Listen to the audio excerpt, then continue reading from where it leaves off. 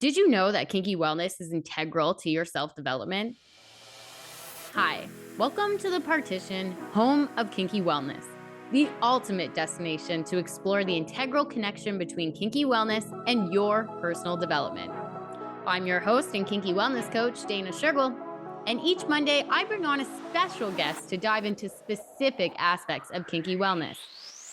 From unconventional practices to thought-provoking conversations, I'm here to break down barriers and redefine the boundaries of wellness and pleasure. Don't forget to join me for my solo shows on Wednesdays, where I explore even further into the multifaceted layers of kinky wellness.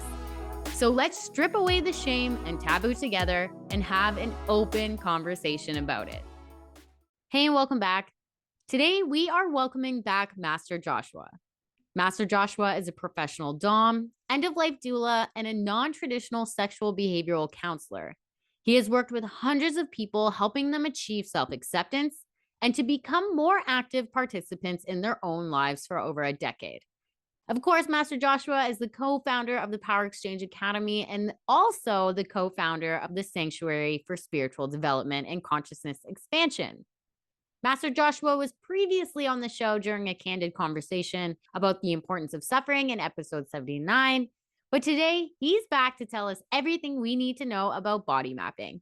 So let's welcome Master Joshua back and jump right into it. Welcome back to the show, Master Joshua. How are you doing today? Hi, thank you so much. I'm doing fantastic. And I'm how ex- about yourself? I'm good. I'm excited to have you back. That last conversation, we got a lot of buzz around it. I think it really impacted people about the importance of suffering and just talking about it. So I'm very glad to have you back. Thank you so much for having me. The last time we were on, it was an incredible conversation, and I really love chatting with you. Yes. So today we're going to be talking about body mapping and what it is and what its purpose is. So I guess we could just start breaking down body mapping and what is its purpose. So, body mapping is a connection process that was taught to me by my slave Mary. Slave Mary's disabled, and connecting with her when we first started, she started off as a client years ago, and connecting with her and learning to work with different bodied folks and with different abilities, she showed me that there's a lot more to the body than one could even begin to imagine.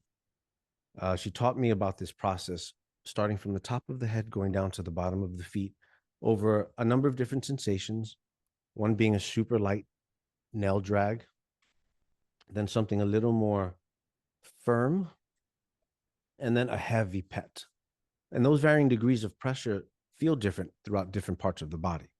On top of that, different levels of compression, right? So squeezing or pushing down onto the body. She taught me this process to really get acquainted with the person because she had spinal surgery, and in some areas of her back she can't feel, but I wouldn't know what areas if I didn't understand the layout of her anatomy and her nervous system. Understanding as we age, things change, things can change day to day. Different bodied folks, different sensations change.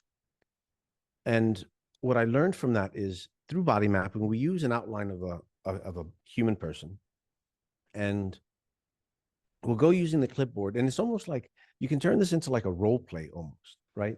Where you'll start at the top of the head and you'll start soft. And it's only one hand, right? Because if you do two, then the person's going to get distracted and not know what to communicate left or right. So it has to be done with one hand.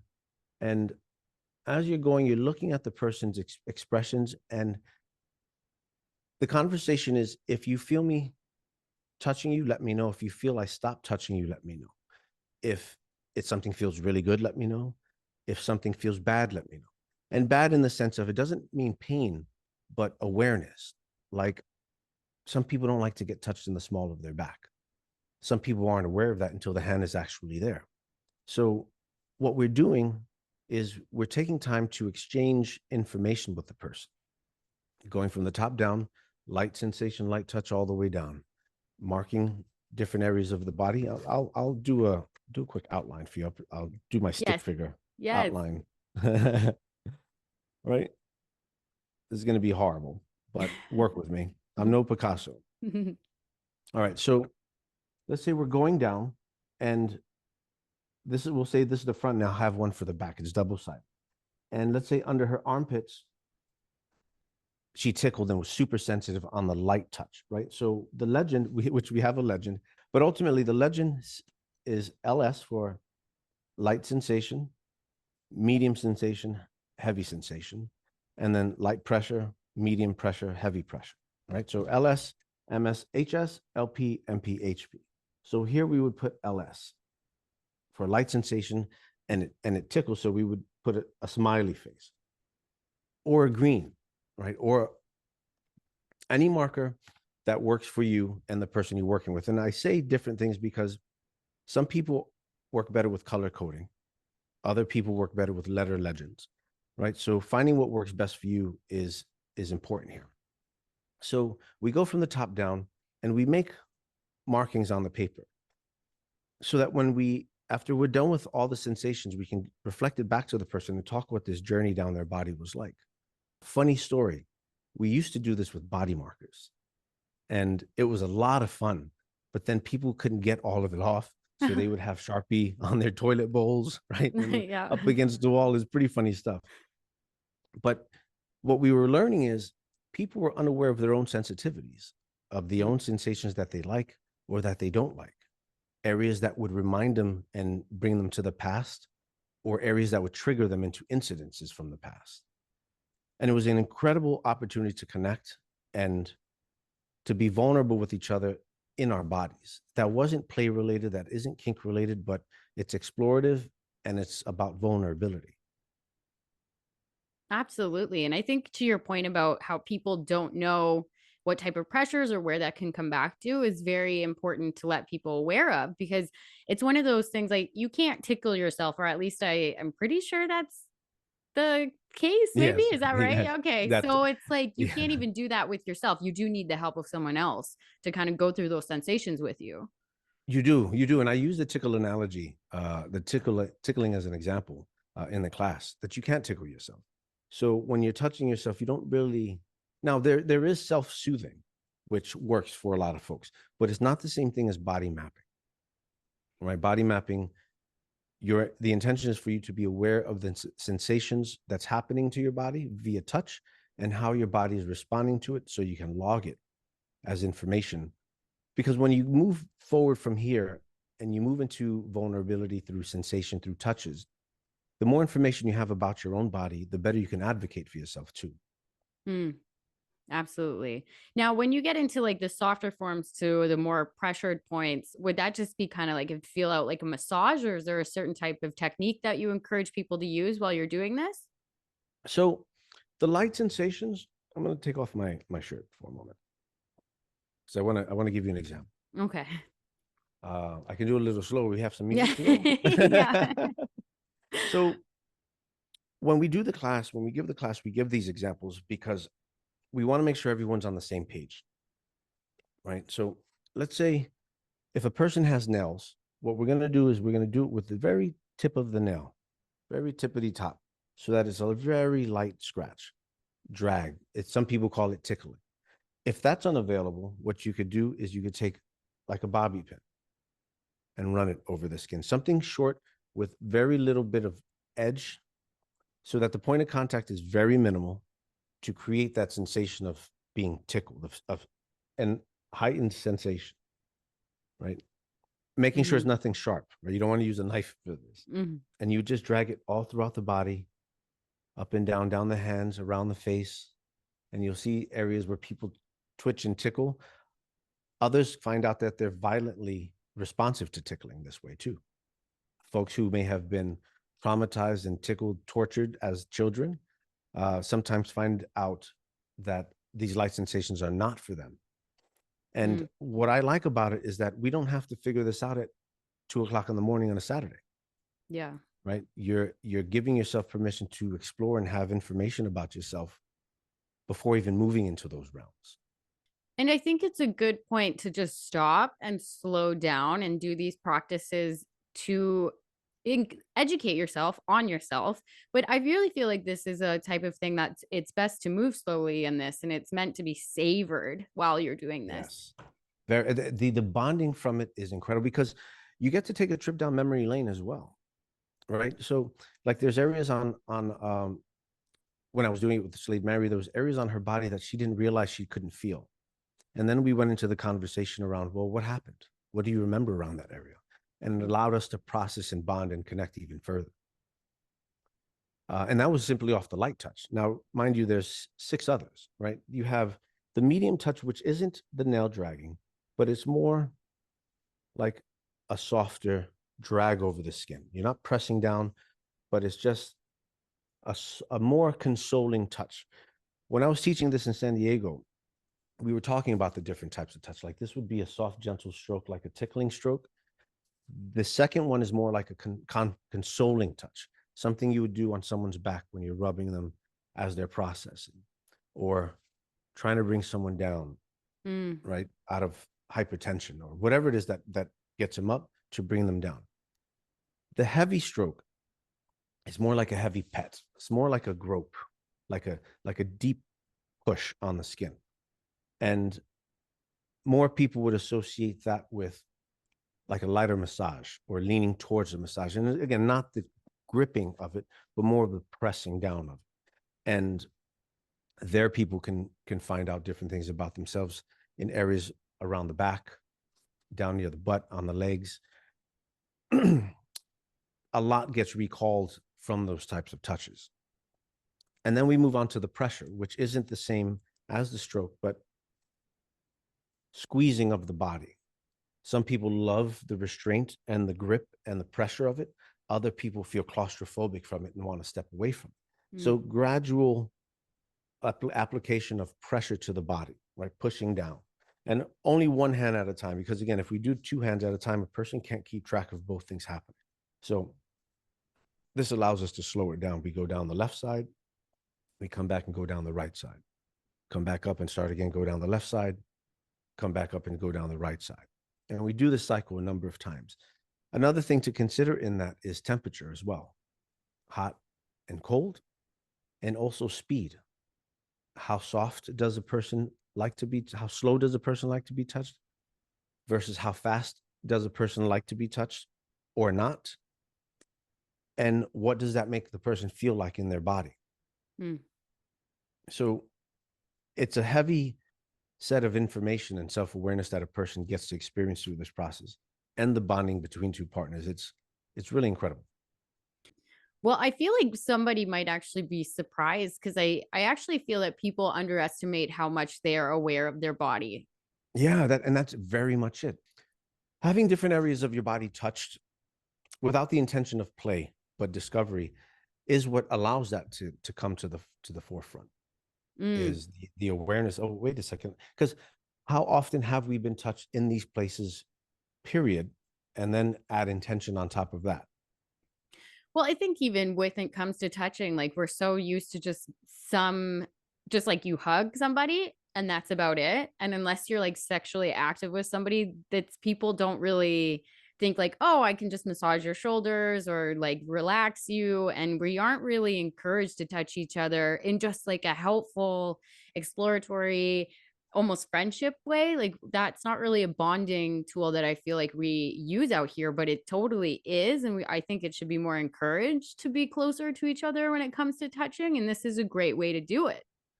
I agree. I agree. That actually something I was talking about recently around masculine and male-bodied folks not having that space to be affectionate or intimate with others of the same gender Mm. without the titles or labels being put on it. Like you can put your arm around your friend and talk, right? And console them. You can rub their back and put their head on their shoulders while they cry, and it's okay.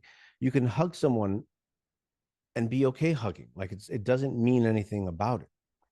There's research around how long does holding a person, how long does it take before the feel good chemicals kick in, right? So like hugging a person for 20 seconds can really turn your day around Hmm. by flooding your body with good chemicals because of the embrace. I mean, we're sensory animals.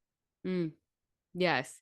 And that's the thing. it's just when we've lost the ability through all five senses. I've had this conversation where, we're bombarded even like through scent. It's just so overwhelming about perfumes and things like this that it screws up with our decision making. Sometimes it's so overwhelming. And with touch, it's just like, no, this is only reserved for a certain amount of people or a certain type of relationship.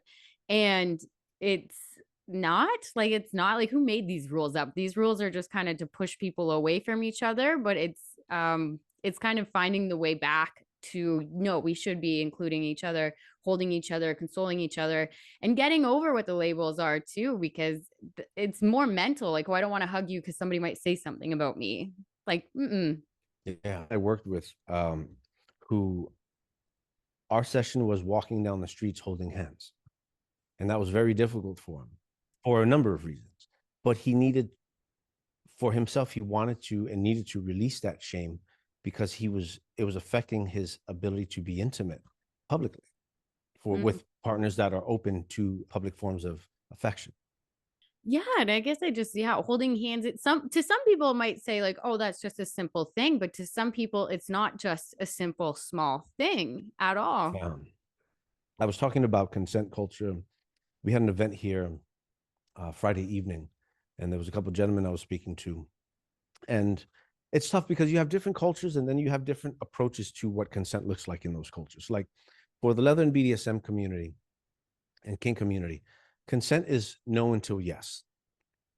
In a lot of swinger spaces, consent is yes until no. Hmm. For some, not for all of them, but these are like the fundamental approaches for these communities. You go to a leather bar, and the culture there is yes until no for a lot of folks. But then what about folks like myself who aren't yes until no? We're no until yes, right? Like, Yeah. don't touch me unless you ask me. So finding autonomy in our bodies, being able to ask for what we want when we want it, as opposed to being subjected to being given what we don't want, is tough. So to find these spaces and vulnerability to actually allow your body to be touched is tough in and of itself. I like that this is just an exploratory thing, body mapping. Like it's got nothing else, this is educational. This is just to see like what works, what doesn't work. Can you feel? And like to your point about some people didn't even realize they couldn't even feel sensation in certain Yeah. areas. That's pretty wild. That can be very dangerous, especially within the BDSM and kink realm, right? Like impact play, if we're using whips or floggers or canes, and a person can't really tell you that they're feeling the intense sensation, you possibly break skin or do something even worse because they're unable to feel it. There was an event I went to years and years and years ago where I was this big, brawny football player type of guy there, and he was asking to be flogged. He wanted to be flogged heavily. He wanted to see how much he could take. And they started working him over and over and over, and he could just take it all. And at the end of it, he said, yeah, I had a football accident and I can't feel anything on my back. Oh, wow. And it's like, that's super, super dumb and dangerous, right? It's like, if you knew going into this that you don't have sensation on your back, the last thing we should be doing is hitting you on your back to see how far we can go before you feel it. And that's really scary. So now imagine he went in knowing that stuff. What about the folks who don't know that stuff and they Yes. go into it and they're trying and trying, and they think there's something wrong with them, or they need to keep pushing the envelope because they can take so much. And it's like, no, your body just has no sensation there. And it's very, very, very, very dangerous. Yes, and I think people should understand that even if you're withholding a whole bunch of emotions or if they're really repressed, that also can help. So, like, this is kind of a gate too. So, it might Yeah. be emotional or physical trauma of why you can't feel certain things in certain areas. Yes, yes, yes. You took the words right out of my mouth. 100%. I have a mix of emotions when someone gets triggered in these types of classes, right? I feel grateful that they were able to experience this within the safety of an education space. But then in some cases, it's really tough to hear what they've gone through and that this is the space that they had to learn it, Mm. right? And it can be heavy lifting for some folks. And it hasn't happened often to that degree. But once is enough to understand that There's a lot of power behind discovering your own body and the secrets that it holds. Mm. And finding a space to do it, to walk with you through it, is extremely powerful. Yes. And that there's nothing at the end of it too. Like sometimes I think that people feel like, oh, do I have to like have sex? Like, will it turn into something sexual later? Like, I think that's too, like, sometimes people joke about it about massages, like, oh, I'm going to massage you up and then we're going to lead into sex. But like, we want to take away that type of feeling so you just can relax. So this is just about being present in that moment and not kind of an expectation later on for something else. 100%, 100%. Because then you can be fully present and you don't have to think about, well, what comes next? What if I don't perform? What if I don't get an erection? What if I'm not this? What if I'm not that? And there's so many swirls going on in the mind that it's like you're missing the whole point of discovering your body. So like you said, there is no obligation at the end. There is this is the point, is to learn yourself. Yes. So when someone's coming into a body mapping session like this, are there any like pre-preparations, post-preparations that people should? Definitely, we'd mention temperature. More or less, it would just be an environment of what's most common to the individual. Yeah, well, so when I work with clients directly, make sure you eat, make sure you shower, make sure you get some rest, and drink a lot of water just to hydrate, so Mm, that you're not dehydrated coming into it. Granted, if you have to pee every 5 minutes, I'm cool with that. We'll yeah. just do it in between sensations. But definitely those things: eat, shower, drink water, and rest. When they come into the space, the idea is to get the space to room temperature, 70 something, maybe 80 something degrees, so that the person can be undressed without sweating Mhm. and perspiring, because then that's another thing. Oh my God, I'm sweating, right? So figuring out where that good middle ground is for the person's comfort, also not to be too cold, also not to be too hot. I like to do it with music, something just light, ambient in the back, to block out any other sounds, so that when we start, the person can just close their eyes. I don't like to put a blindfold on because that adds pressure Mm. to them. And that's just another point of contact they may be mindful of, especially if the blindfold starts to hurt or bother and we don't do anything to adjust it. My hands generally warm. Make sure you wash your hands. Don't use alcohol, like water, soap and water, so that you're not drying out your hands, because the last thing you want to do is have dry skin rubbing their body, because that's what they're going to be feeling, is the dry skin on you. You can also use gloves. I like fabric versus nylon or latex, because you want to be able to have that sensation and the warmth of the skin and the contact as the person doing it. You need to feel what's happening.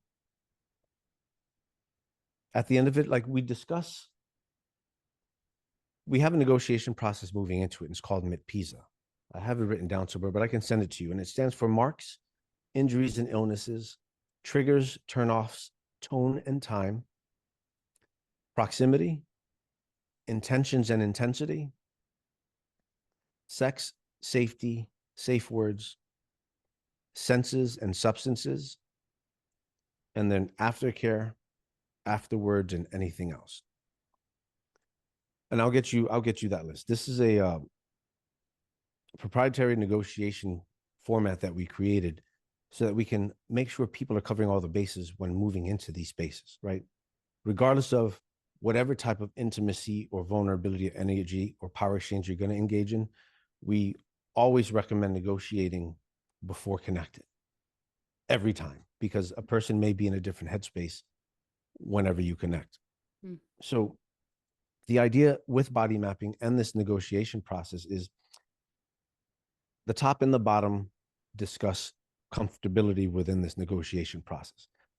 For body mapping, the potential of leaving marks would come in the sense of pressure, right? If a person bruises easily, right? But we have to be aware of that moving into that, because one of the things is heavy pressure. So that's a risk with body mapping. You could bruise a person if they're sensitive like that. The next one is injuries and illnesses. Are there any injuries or illnesses we should be concerned about moving into body mapping, so that if we come across them, we can handle them, or we're aware of them when we get there? Something like this would be If a person can't stand for a prolonged period of time, something to be aware of. If a person takes any type of medication that affects their sensations, and this is as the top or the bottom. Those are just a few examples of what to be mindful when it comes to injuries or illnesses. Mm-hmm. If they're taking pain meds also, that could affect how a person's feeling. So this would be discussed moving into this. Then you have triggers. Are there any triggers that I should be aware of when touching your body? And this gives a person an opportunity to reflect on potential triggers. So when we move into that, we are aware of the landscape of the person we're engaging. Turnoffs aren't quite triggers, but turnoffs are more things that get you out of the headspace. Mm-hmm. Like if a person's distracted or starts humming or starts doing something else, or the lights are too bright, right? There's different things that get us out of our headspace that can affect the experience. The tone in this situation for body mapping, the tone is exploratory and experiential and educational. We're going to learn about our bodies by exploring them. And we're going to be taking notes and writing them down on our pad so we can keep a track of what you're experiencing. The time. How much time are we going to be doing body map? This is important. Let's say, should you connect with a person and you show up at their house and you have 3 hours to do body mapping and they only have 30 minutes. Mm. And it's like, it totally throws us off because we're not on the same page at this point. Then we move into proximity. When it comes to body mapping, we're going to be close to the body, right? So in proximity, how comfortable are you with my body coming to yours? How comfortable are you with my face coming close to your body? Because we're going to be in someone's personal space. So we want to make sure that they're able to advocate for that. And you as well as the person doing it. Because what if you're not comfortable being super close, but you need arm's length, right? That's a place where you advocate for yourself as the top, as the person doing the experiences. In proximity, we'll also talk about, are there areas you're not comfortable with me touching? And sometimes the genitalia, sometimes it's the armpits, sometimes it's the feet, sometimes the face, ears. People have their own rights to their body and advocacy for their body. So making sure that we give them the opportunity to do and say that is important. Even though this is for experiencing and understanding, their priority and advocacy is more important than the exploration. Intentions and intensity. So the intention for this would be body mapping, exploring the body. The intensity on a scale of 1 to 10, which would be completely subjective, 10 being the most intense sensation. How far would a person be looking to go in this spectrum of sensation? Now, for body mapping, we're not looking to go onto the 10 because it isn't about intense sensation. It's about learning what sensations you can feel. So intensity may not have such a big role to play in that one, except for the pressure. But that's understanding the person's threshold versus how far are they looking to go. And you have sex. In this case, body mapping isn't, for the exploratory portion of it, it's not intended to be sexual. So this question would be asked, is sex something on the table? Yes or no? If the person says yes, then you would ask, well, what does sex look like to you? Define it for me, because my definition of sex is probably going to be different than your definition of sex. So if we both understand what sex means, would we be able to avoid stepping on a landmine there because we're both on the same page? Safety, washing of the hands, making sure that there isn't anything that can contaminate, make sure that if we're in a room or in an apparatus doing this, that the equipment is safe, make sure that there's no open wounds. Anything that can compromise safety is discussed here. Substances also includes medication, alcohol, plant-based medicine, anything that you're putting into your body that can alter what your body's experiencing. Substances are part of that. Safe words, yellow and red, often work. Also, just direct communication. Ooh, that feels kind of funny. I don't know if I like that. But being that this is exploratory and educational, this is where you say that stuff, right? So you use your language and you practice using communication and safe words to inform and keep this energy with integrity. And then senses. We have some folks who are hypersensitive in certain areas: smell, taste, touch, sound, sight. energetic senses, and we have to be mindful of what does a person experience in those settings.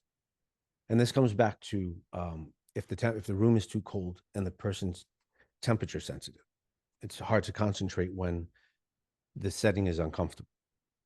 Then we move down to aftercare. After we engage in exploring each other's body like this to help map each other out, or one person doing it to the other, what do we do after to bring us back and level us off again, to ground us? That level of openness and vulnerability can have people feeling heightened senses. Some people can feel disoriented, or in some cases, even achieve subspace. Subspace being, for some, almost an out of body experience, just from all the chemicals that rush into the body, the presence of being, the open and acceptance of the person with you can really elevate consciousness for some people. So aftercare, what do we do after we're done? We sit, we talk. Would you like to go for a walk? Tea, cuddle. This is where you can put the sex component in it, if that's what you negotiated, would come in the aftercare. And then you have afterwards. For some folks, they like to follow up a couple of days later to make sure to see how the person's doing, to reflect on the experience they had, and to debrief. And then last but not least is anything else, anything we may have missed. This is where I would send the person to the bathroom, just in case, before we start, so that we can have that off the plate and we're ready to go. We use that negotiation process before moving into the experience itself. That was very I feel like you went through everything there. I like that. Now you mentioned something about you can do apparatus. Is there a specific, like in your experience, do you find that most people like this lying down or sitting or in an apparatus, or really it changes? It varies. Most people do it standing. Standing. Okay. Most people do it standing. Yeah, because you really get a lot of access to the whole body, and the person's not flat on their back. However, you can do it sitting and laying down as well. I'm thinking I've probably had maybe 2 people out of 200 to 300 who didn't do it standing up. They had to do it seated because of health reasons. Either their knees couldn't support them or fatigue, something along those lines. Now, this sounds like something where I would encourage, or I would assume that, it's encouraged to bring a pen and a paper just to write these things down and take notes of, because this is something that you can build up off of, or the next time you come in to do this, see if anything changed. Yeah, pen and paper, absolutely. What came back to mind was the body markers, how it originally started. Make sure that they're washable body markers Yep. with soap and water, and get color codes, and you can make your own legend: green, yellow, red, happy face, whatever works for you. And what I noticed with the body markers is at the end, the person stands in front of the mirror and they look at their body. And it's a hard reflection back to them for some, and an incredible for others, to see all these markings on your body of things that you may or may not have known. It makes it real at that point. I feel like that would be a very almost spiritual moment too, just to like look at it and be like, okay, this is the reality of it. And now there's things for me to work on, or to take a notice of, or just pay attention to, like all of these things. Like it's right there in front of my face. I cannot ignore this any longer. Exactly. Exactly. That's exactly the experience. When I Wow. teach it in classes, I do it on paper because that's a lot of people to wash body markers off with. But if you can do it at home and you do have an option to shower afterwards, try it with the washable body markers. It'll really change the way you experience and relate with your body. Absolutely. Now, for anyone doing it at home, and do you have any like tips or challenges that you find that people have had that you just want to make aware of, that someone might, or like any risks or challenges that they might face doing it at home? Make sure you have the time. Mm. Set aside 2 hours for something like this, so that you're not rushed, so that you can talk about it, so that there isn't something at the end of it that your mind is already going to go to. Right? Do it where you can have, hell, if you can do it with nothing on the back end of it, do it that way, because who knows how that'll evolve. and what type of permissions or forgiveness and compassion you'll find in that process. Forgiveness, I like that. I think that more people need to understand that forgiveness. Oh, I don't know. I feel like maybe this is my own personal opinion, but we're kind of in this weird spot where like, oh, we don't need to forgive, like we can just move on. And it's like you do, like whether or not you say, even if you don't get that apology or you might be owed or whatever the case may be, you still have to give forgiveness to yourself, to the other person, to the moment of what it is, just to move on from it and be able to heal. Yeah, yeah. I had a moment very much along these lines of forgiveness because it's like, well, give an example, right? What does self-forgiveness look like? And can I go into this story? It's Yeah, going to be a little bit off absolutely. of body mapping, but I was teaching at this conference in San Diego called the Surf Festival, hosted by Jojo Bear and Evan Wilson. Amazing, amazing men. It was an all-male event, and I was there to teach BDSM and body mapping, impact play, and one more class. And throughout the weekend, I identify as pansexual. I identify as leather sexual, meaning if you're in the leather lifestyle, I probably want to hook up with you. Meaning, if you are a leather person, like the beliefs and protocols and foundations, I can go down that whole rabbit hole. But I was there among other men who were not hetero. And throughout the weekend, I'm connecting with these men. I was having a wonderful time with them. And I was out to dinner with three men, and they were in their 60s, late 60s and up. And while I was sitting there, we were talking about this community that they have somewhere in the Midwest. It's like 100 and something folks that just they live in a village of sorts, and they all have their roles to play and responsibilities. And I'm listening to their lives as three gay men who have gone through generations, and they've seen a lot, and they've had to deal, and they survived the AIDS crisis and a ton of stuff. As we got to the gentleman sitting next to me, we started talking about one of their residents who was in his late 90s, and he's going to be transitioning to his afterlife soon. But the gentleman didn't want to talk about it. He felt like it was something he didn't want to hold space for his friend with because he didn't want to face it. The relevancy of this is I do end of life doula work, and I was speaking to him about this process, about having to let go and work through. And what I realized in this deep conversation is I felt safe among gay men. When I was younger, and I don't know at which points it happened or how many times it happened, but I was touched in a way that I felt unsafe or dirty in my body. And subconsciously, what I did until this very moment with this beautiful man who was sharing the most vulnerable thing he could have shared with me is I kept the gay community at a distance because I didn't want to feel that way in my body.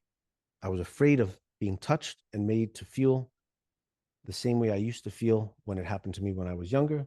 I was afraid it would happen to me again as a man. So I just stayed away to protect myself. I realized I lost 4 decades of connection with other men in any level because of my fear of feeling that way again. I was in survival mode, doing whatever I can to keep myself safe. Now, as I had this realization with this man next to me that I was safe and it wasn't him and it wasn't gay men, it was particular people that I felt shame and embarrassment. In turn, all this happened in seconds because here I am judging a whole community for the way a few people made me feel. And then I said, it's okay. You did it to survive. You're no longer surviving because in that same fraction of a second, I realized that I've already been advocating for myself in these spaces for over a decade. So my survival mode kept me safe up until this point, and I had to be thankful for it. I also had to say, I don't need you anymore, and forgive myself for keeping those walls up for so long because I was afraid. And that's where self-forgiveness can come in, things like that. Absolutely. And thank you for sharing that. Thank you. And It was game changing for me. well, I think that it's one of those things like we don't encourage self forgiveness. I think it's one of those things we expect forgiveness only from external sources all the time, like someone else, something else, someone outside has to give us those forgivenesses. But there's a lot of things over life that you're going to have to forgive yourself for. And it comes with growth. If you're not growing, you have to forgive your younger self or you wouldn't change. Like you'd Yeah, be that person, I guess, still. exactly. Exactly. Well, I think body mapping can definitely, it sounds like it definitely can help you do that as well. And even to your point, I'm sure there's a lot of people out there, right? We know there's a lot of people out there that maybe they were touched in a way where they don't realize they've put up a wall. And body mapping can help take that down in a very safe, secure, in control environment at such a slow baby step process. If that's what you want to do or that's what it requires, it's completely in your hands. 100%. Yes. Yes. I love how you frame that, because that's exactly how it works.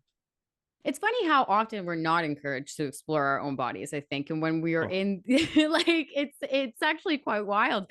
Like we will go into exploring our minds, our emotions, all you these just gave things. me an idea. Yeah, there you I'm gonna go. tell you. I'm gonna tell you. No, let's. Okay. So here I am, Master Joshua, big pro dom. He's got to know everything and have no shame. Not true at all. I was here maybe 2 years ago now, over 2 years ago, and I was here with my slave Karma at the time, and we were doing a lot of intense stuff. And when she left, I was still here by myself, still wrapped up, and I'm walking past the mirror, and I look into the mirror, and I have this inner dialogue around self exploration, the permissions that I never gave myself to explore my own body sensually and sexually and penetratively, exploring my own ass, my own butt, right? Because I've always been curious about anal stuff, always. And you have the shame and the fear, and what does it mean? And it's going to hurt. And what if, what if, what if? And there's all these what ifs that just kept popping up. And yet here I am telling people to live their lives, to go pursue things and really dive in and say yes as long as it doesn't conflict with you morally and everyone consents. It's like run with the ball called life. And yet here I am looking at myself in the mirror, afraid. And so I said, screw it. And I got my queening chair. I pulled out a few of my toys and I started to explore myself in front of a mirror with lube, with gloves, with toys. I put a doggy pad on the floor to catch any lube. And what I did is I gave myself permission to explore my own body. I opened myself up. I learned what felt good. I learned what didn't. I learned how to open myself up easily. And then, most importantly, I learned how to communicate it to my partners afterwards. Because now I'm not asking someone to drive this car of exploration of myself for me. I'm doing it for myself, and I'm allowing others to gain access to it with me. Hmm. And it really put the power back into my own hand. And what that made me think of is you have body mapping externally, and then you have body mapping internally. What feels good to you inside, right? Because Yeah. there's some people who are afraid to open the door, the proverbial back door, because of how much it hurts. Well, what if you actually took the time to learn your body yourself so you can walk your partners through it? And I think that's something that also that it's one of those things like just sit in front of a mirror and just look yourself dead in the face and be like, it's just me and me. Like it's just you and you. No one. And these are things when people are really nervous. Like you can talk to people, but in the same breath, like you don't need to openly tell people if you're not ready. Like you can try exploring yourself with yourself as long as you're safe. There's obviously resources like you and I that will definitely help and always answer questions. But again, like you can do these things. We are allowed to explore ourselves. Like we are allowed to explore ourselves when we want in our own house, like in our own spaces. Yeah, all forms of masturbation are okay, right? As long as no one's being harmed, everyone consents. Well, granted, if it's self masturbation, self pleasure, you'll be the only one there. But don't do anything that conflicts with you morally, and just give yourself permission and compassion to feel, because this body, we feel so much more than just with our fingertips. Like when I tell guys, if you've not had an anal orgasm, it's a full body orgasm from head to toe that it's really hard to put into words, because you're so present in everything. Every nerve in your body's on fire, and it's like it's the most gratifying, intense experience, but you have to work through fear and shame to get there. Mm-hmm. Mm-hmm. And sometimes we are like our hardest critic there. Like we are, like it's not sometimes, like we really are. But this has been great. I really think that body mapping is everyone should at one point do this, because if you're not, then you are missing things about yourself. There's just really no other way around it. Absolutely. And understand who you are today is going to change tomorrow, right? Yeah. As we get older, our body changes. For female bodied folks, when you have your period, your body changes, right? The work up to the period, the after the period, it's like our bodies aren't the same 24/7. Yeah. And it is going to change. And if you have a new partner, start with body mapping. If you have a partner you've been with for 20 years, go home and do body mapping today and give it a shot, because you're going to be surprised how much you learn about your own body. Mm-hmm. And maybe what you might remember. Yeah. Yeah. Yes. Absolutely. So Absolutely. I feel like when it comes to this, inevitably there, might be a time where you accidentally get triggered or something starts to flare up.